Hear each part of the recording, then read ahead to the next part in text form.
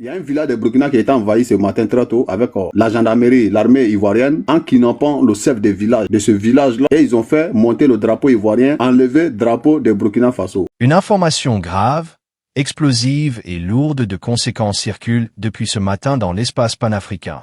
Dans ce live, Logobi 007 revient sur des faits troublants impliquant la Côte d'Ivoire et le Burkina Faso.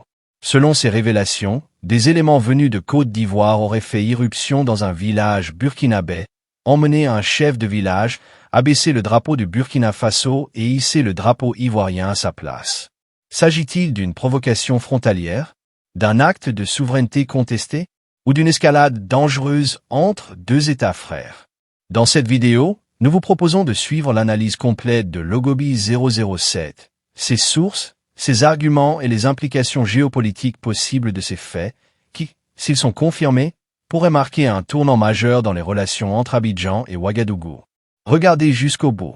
Et voilà, interroger, torturer comme c'est coutumier, en tout cas comme ils sont coutumiers de faire les gens du RDR. Parce que voilà, on parlera tout à l'heure du secrétaire exécutif en chef du PDCI RDA qui lui aussi a été arrêté, voilà, injustement arrêté comme ce chef de village burkinabé qui est sur son territoire. Je crois que c'est un territoire burkinabé reconnu comme tel par, je peux dire, par les conventions internationales. Il y a une commission mixte donc qui se charge de délimiter la frontière lorsqu'il y a des problèmes. Je rappelle que le Burkina Faso et la Côte d'Ivoire étaient deux pays, c'était le même pays, même pas deux pays, c'était le même voilà, espace qui partait d'Abidjan au-delà même de Ouagadougou. Et donc en 1946, à la demande d'Isaac, à la demande pardon de voilà, de Zinda Kaboré, qui avait été envoyé en mission par le Moro Naba.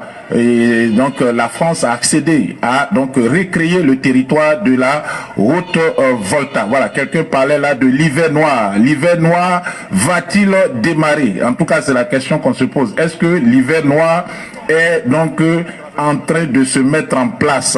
L'armée ivoirienne qui a procédé donc en territoire burkinabé à l'enlèvement, voilà, l'arrestation d'un chef de village, et puis aussi et surtout à descendre le drapeau burkinabé qui flottait sur ce territoire et à hisser le drapeau ivoirien. Donc c'est une occupation au sens propre du terme. C'est donc alors la nouvelle que je vous donne ici, le live que j'étais en train de faire ce matin, c'est que Ouattara avait demandé à Damiba. Comme Damiba est arrêté, maintenant, il n'y a pas de solution pour récupérer une partie de Burkina Faso pour ajouter sur la Côte d'Ivoire. Ce matin, Ouattara a envoyé ses gens, ses soldats, ses gendarmes, ses militaires, dans un village de Burkina Faso, aller kidnapper le chef de village et faire descendre le drapeau burkinabé pour faire monter le drapeau ivoirien. L'air est grave, les gars. Ouattara veut déclarer la guerre à le Burkina Faso. L'air est très très grave, il faut vous réveiller. Ouattara est en train de nous envoyer dans une guerre avec l'AES. Ouattara est en train d'envoyer la Côte d'Ivoire dans une guerre. Il faut le dire, plus que Damiba ne peut plus prendre le pouvoir au Burkina Faso pour donner le territoire de Sendou à Alassane Dramane Ouattara, maintenant Ouattara veut passer par la force. C'est de ça qu'il s'agit. C'est chaud, hein? Vous pensez que c'est amusement? Ce qui se passe en ce moment, c'est chaud la famille entre la Côte d'Ivoire et le Burkina Faso. Voilà, moi je ne sors pas parce qu'il faut sortir. Quand je sors là, c'est parce que l'information est vraiment urgente. Ce qui se passe là, ils ont enlevé le drapeau burkinabé pour faire monter le drapeau ivoirien dans ce village-là. Ouattara n'a plus de solution pour récupérer Sendou. Et si Damiba qui le comptait, l'heure est grave, la famille. Il faut s'élever. Ouattara veut nous envoyer dans une confrontation. L'hiver noir, je vous ai dit, ça va se passer entre les Africains. L'hiver noir est là, la famille. Ça va se passer entre les Africains. L'hiver noir est arrivé. Ouattara veut nous détruire. Oh, Ouattara veut nous envoyer dans la guerre. Ouattara veut nous envoyer dans la guerre. Oh, partagez, tapotez, sécurisez mon live. Oh. Nous sommes là pour dénoncer. On n'est pas ici pour faire plaisir à quelqu'un. On est là pour dénoncer, tapoter, sécuriser mon live, la famille. L'heure est très très grave. On écoute un peu Isaac Kofi, après je vous reviens. et du président Jerry John Rawlings, il y avait donc des tensions entre la Côte d'Ivoire et le Ghana, mais ces tensions se réglaient toujours à la table des négociations et non pas en utilisant des militaires. Mais cette fois-ci, donc, le régime d'Alassane Dramane Ouattara a décidé d'utiliser la force pour récupérer un territoire. Bon, si est-ce que le territoire lui appartient, on saura dans les jours à venir comment est-ce que les autorités burkinabées vont réagir à cela et s'ils vont faire des déclarations, comment la Côte d'Ivoire va aussi expliquer cet acte d'annexion d'une partie du territoire burkinabé. Car si le drapeau burkinabé y flottait, c'est-à-dire que c'est un territoire du Burkina Faso. Vous voyez les populations, on m'a dit c'est le lobby, donc les populations là parlent le lobby, la langue locale, et donc les militaires ivoiriens sont rentrés dans le village. Ils sont censés normalement, et si c'est un territoire ivoirien, protéger les Ivoiriens, donc ils peuvent être voilà, ils peuvent descendre, ils peuvent parlementer avec, mais non, ça n'a pas été le cas. Et les populations se réclament burkinabé. Bon, ça a toujours été sûrement un territoire burkinabé, mais comme vous pouvez le voir, donc, l'armée ivoirienne est venue dans une opération, dans une expédition, on peut dire punitive, et aussi une expédition d'annexion. Voilà, ils ont donc arrêté le chef de village qui a été embarqué dans un des pick-up, comme pour le voir, comme c'est coutume, comme c'est le cas à Abidjan. Des opposants politiques sont enlevés et on les met dans des pick-up et on les conduit vers des destinations inconnues. Donc le chef de village a été donc arrêté, embarqué dans un de ces véhicules que vous voyez, dans un pick-up, et ils sont donc partis avec eux tout en tenant la population en respect pour éviter qu'ils puissent donc chercher à libérer le chef de village par la force.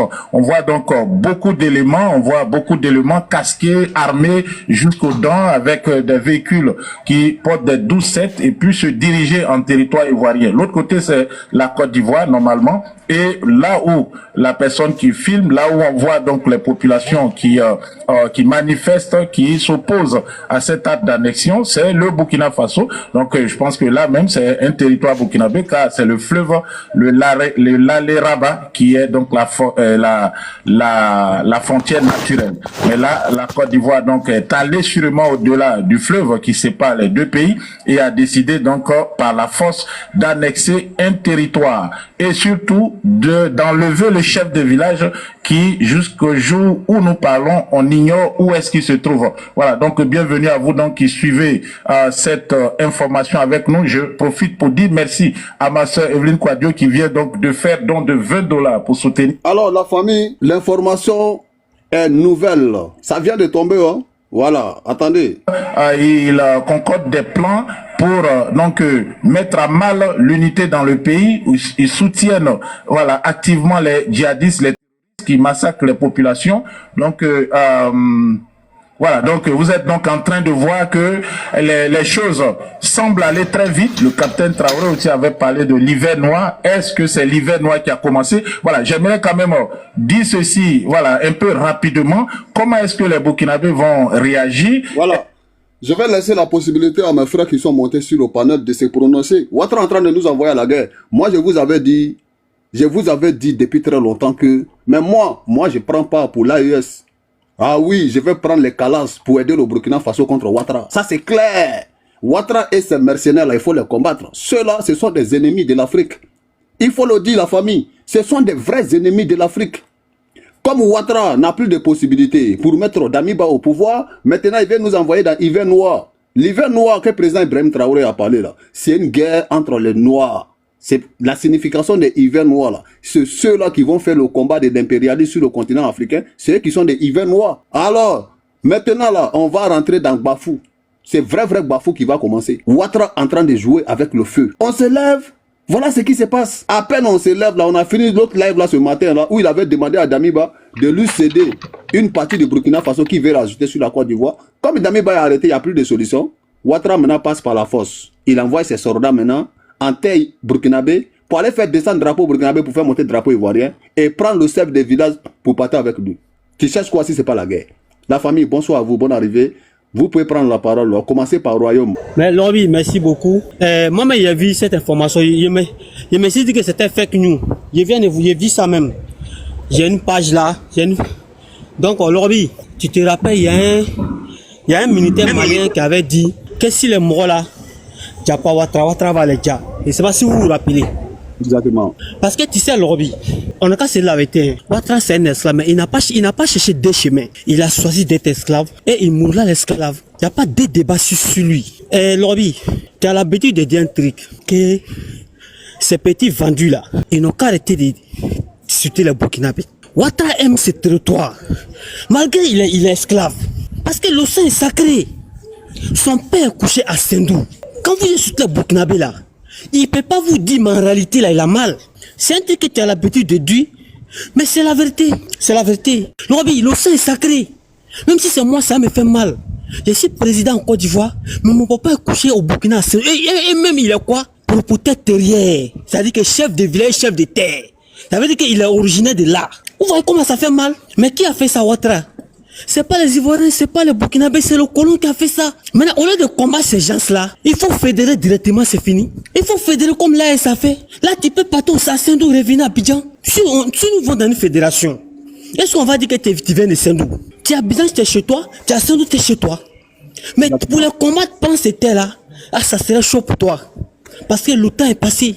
Au lieu de faire tourner tout ça là, il faut fédérer. La guerre n'arrange personne. La guerre n'arrange personne.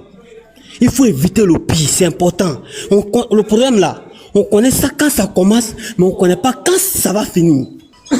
Moi, je pense que la solution, c'est la fédération. Il faut adhérer à l'AS et puis on cherche à chasser la France chez nous. On décolonise la sous-région, c'est fini. Le problème est réglé, mais si tu vas te jouer au têtu là, champion, ils vont venir te pêcher comme poisson dans l'eau, parce que tu ne les moyens pas. Tu ne les moyens pas. Ces gens-là, tes petits là parlent seulement. Sinon, ils ne peuvent pas attaquer ces gens-là. Les petits vendus qui sont à côté de toi là. Mais toi, tes renforts qui étaient où? C'est la même Burkina tes renforts qui étaient? C'est devant nos yeux ici. C'est la même Burkina tes renforts qui étaient pour venir attaquer les Ivoiriens. Seulement, on ne peut pas remettre couteau dans la plaie parce qu'on cherche à régler le problème, c'est tout. C'est tout. Viens là, c'est un maudit, non? Moi, j'ai vu ça. Je pense que c'était un truc de... Comme il y a trop de faux pages là. Voilà, ton lobby. Je me mets là. La solution, soit on les pêche, soit ils vont aller les pêcher. Parce que c'est comme ça commence. Hein. C'est comme une plaie, ça commence petit à petit, tu ne la soignes pas, ça va prendre tout ton corps. Merci beaucoup. Le problème là, ça commence. Voilà. Donc, merci beaucoup, mon frère. Je me mets là. Merci beaucoup. Merci. Motion. À la vitesse supérieure. Allez-y, votre motion, monsieur. Oui. Moi, je voulais intervenir par rapport à ce que le frère a dit. Voilà, il disait comme ça que c'est nos frères de l'AES qui sont venus donner renfort aux éléments de Ouattara pendant la rébellion. Mais il s'inscrit à faux. Tous ceux qui se sont battus aux côtés de la rébellion se battaient pour leurs intérêts personnels. Parce qu'on savait que quand Laurent Gbagbo était à ce pouvoir en Côte d'Ivoire ici, on savait comment les gens de l'AES actuel étaient traités. Même une bêta était traitée mieux que ces derniers. Je me rappelle très bien comme si c'était hier, à San Petro. Ils ont chassé les gens dans les forêts courmènes. Ils sont venus se réfugier dans les écoles et dans les sous-préfectures. En leur disant qu'ils étaient des étrangers, ils sont venus les posséder de leurs terres. C'est pas Ouattara qui a fait ça. Faudrait... Ton sujet va être changé. Le sujet ici, c'est l'attaque de Ouattara contre le Burkina Faso ce matin.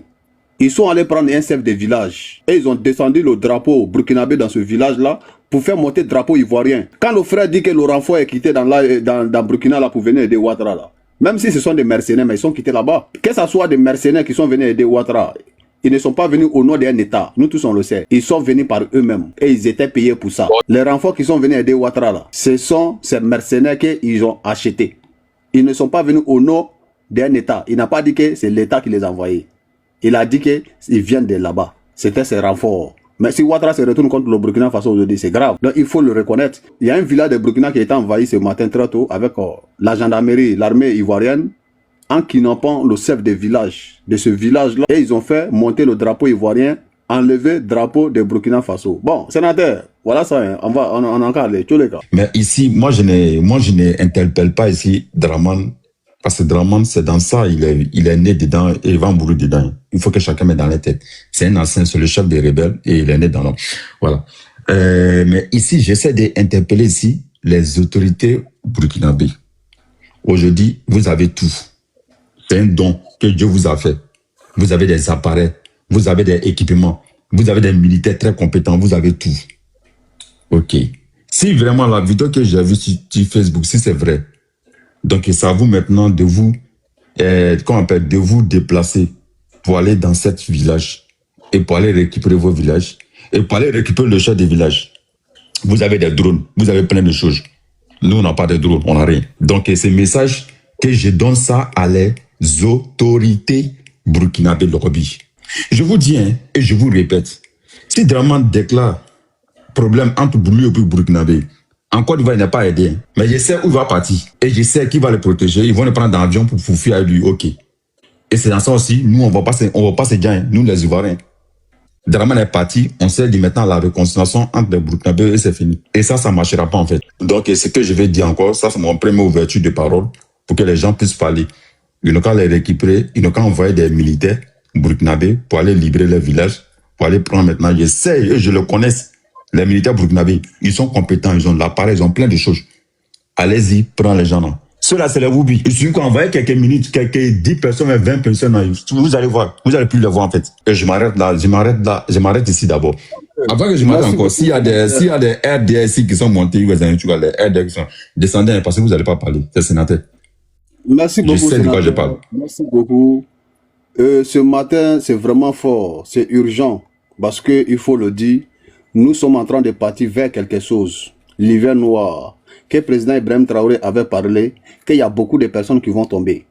Oui, il y a beaucoup de personnes qui vont tomber. Il avait dit tout dernièrement à Bamako. Et quand le président Ibrahim Traoré parlait, il y a des gens qui rigolaient. Moi, je vous ai dit, vous ne connaissez pas d'abord à qui vous avez affaire. La France, qui pousse la Côte d'Ivoire à combattre ses propres frères, ils ont déjà fait dans les années 60. Dans les années 40, là, ils ont déjà fait tout ce qu'ils sont en train de faire aujourd'hui. C'est pourquoi nous, on répétait chaque fois l'histoire. La Côte d'Ivoire était déjà utilisée contre les pays africains. Le Sénégal a été déjà utilisé contre les pays africains. C'est la même chose qui continue jusqu'à aujourd'hui. Hein. Si vous pensez que c'est amusement là, c'est que vous n'avez absolument rien compris. Et aujourd'hui là, nous sommes une génération qui est vraiment éveillée. Et puis avant là, ce qu'ils ont fait là. Et puis aujourd'hui là, il y a une très grande différence en matière de la mentalité, l'évolution, c'est-à-dire tout. Il y a eu un changement colossal dans tout ce qu'on faisait avant. Et puis ça marchait. Donc Ouattara va créer un chaos. Je répète encore. Ils vont créer un chaos entre l'AES et la Côte d'Ivoire. Ils vont utiliser la Côte d'Ivoire comme ils ont utilisé l'Ukraine contre la Russie. Écrivez, vous allez d'opposer. Ils vont utiliser la Côte d'Ivoire. De la même manière, ils ont utilisé l'Ukraine contre la Russie. C'est la même chose qu'ils vont faire. C'est la Côte d'Ivoire qui va payer le pot cassé. La Côte d'Ivoire ne moyen pas. L'OTAN ne moyen pas l'AES. Les alliés de l'AES, là, ils sont plus forts que les alliés de l'OTAN, les alliés de Ouattara. Arrêtons de nous mentir. Ce monsieur-là veut détruire la Côte d'Ivoire, mais il veut nous envoyer dans un chaos qui ne dirait pas son nom. Jamis, mon frère, tu veux prendre la parole. Donc, l'information, on vous donne parce que c'est vraiment urgent. Tout le monde est en train de parler. Hein. J'ai vu Isaac Kofi, le monsieur qui est au Mali, là, il a fait un live dessus. Tout le monde est en train de parler, c'est inquiétant. C'est qu'on est en train de partir dedans, là. C'est vraiment inquiétant. Bonjour tout le monde. Il ne faut pas que Alassane va être quelqu'un qui va nous mener dans d'autres conflits encore, ce qui ne nous arrange pas en fait. Parce que si on parle de fraternité, développement, et en tant que peuple frère, moi je ne pense pas que si cela doit être nécessaire d'aller village burkinabé pour aller ajouter le territoire ivoirien. Mais ce que moi je vois, comme tu l'as dit, ce qu'Ibé a dit, Ibé Noir là, c'est ça. Le coup d'état qui venait là, ça n'était pas clair. De l'avion nigérien qui était venu au territoire burkinabé, ça n'était pas clair. Si d'autres moyens n'ont pas marché, ils vont tenter d'autres moyens. Mais on sait que la France qui est en train d'utiliser la Côte d'Ivoire, Alassane Pilto, pour pouvoir déstabiliser la Côte d'Ivoire et l'AES. Mais moi je veux dire seulement que les populations ivoiriennes devraient faire attention, tout comme les 49 soldats. 49 soldats. Quand tu as écouté le premier communiqué des Ivoiriens, le premier communiqué des gouvernements maliens, et tu peux savoir directement que ce qu'on dit avant, c'est ça qui était la vérité. C'est-à-dire, comme si Côte d'Ivoire n'était rien courant dedans, quand on avait 49 soldats. Tu vois? Donc, du coup, c'est la même manière qui est en train de le faire. C'est-à-dire d'utiliser l'État ivoirien d'aller contre l'AIS. Et c'est la population qui va mourir pour rien. Mais si Alassane veut vraiment utiliser la force contre l'AIS, si ça, il peut trouver. Là, nous, on est là. L'objectif, ce n'était pas pour faire la guerre contre un pays voisin, mais si quelqu'un ne veut pas nous laisser tranquille, on va se défendre aussi. Hein. C'est tout à fait normal. On va se défendre. Mais ce n'était pas qu'on va se battre contre la population ivoirienne. Non. C'est contre Alassane Dramane Ouattara. Parce qu'il y a des limites. Trop, c'est trop. Lui, il voulait que tout le monde sera esclave de la France. Ça, ce n'est pas possible. Donc, chacun a le droit de diriger son pays comme il veut. Nous, on dit on ne veut pas la France. Donc, c'est à notre liberté. Si lui, il n'a pas Macron, c'est son liberté aussi encore. Nous, on n'est pas du tout amoureux de la France ni Macron. Mais on veut dire d'abord, Alassane n'a qu'à regarder d'abord les histoires qui existent entre les peuples frères avant qu'il va commencer de couler des sangs des peuples africains qu'on n'en a pas besoin. Voilà. Merci beaucoup, mon frère. Vous donnez conseil à Ouattara. On ne donne pas conseil à Ouattara. Ouattara, il connaît tout ce que toi, tu ne sais pas.